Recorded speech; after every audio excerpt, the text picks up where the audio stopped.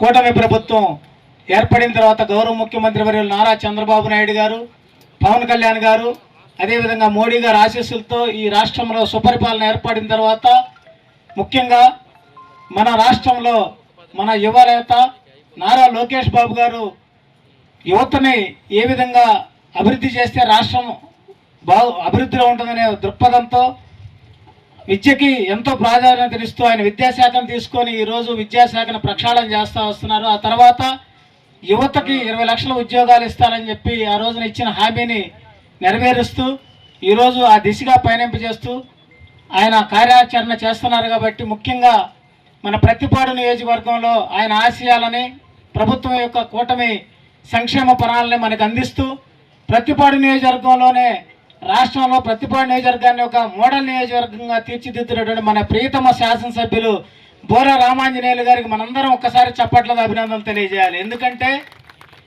ఆయన మనందరికీ ఒక రోల్ మోడల్. ఒక సాధారణ కుటుంబం నుంచి వచ్చి ఒక ఐఏఎస్ అధికారిగా అంచెలంచెలుగా ఏ విధంగా ఎదిగారు, అదేవిధంగా ఈరోజు మనకి శాసనసభ్యులుగా ఉంటూ ఎన్నో ప్రతిపాడు నియోజకవర్గంలో దశాబ్దాల కాలంగా ఉన్నటువంటి పెండింగ్ పనులన్నింటినీ వారు పూర్తి చేసి ఈరోజు మనందరూ కూడా మార్గదర్శకంగా నియోజకవర్గాన్ని అభివృద్ధి పదంలో పయనింపజేస్తున్నారు.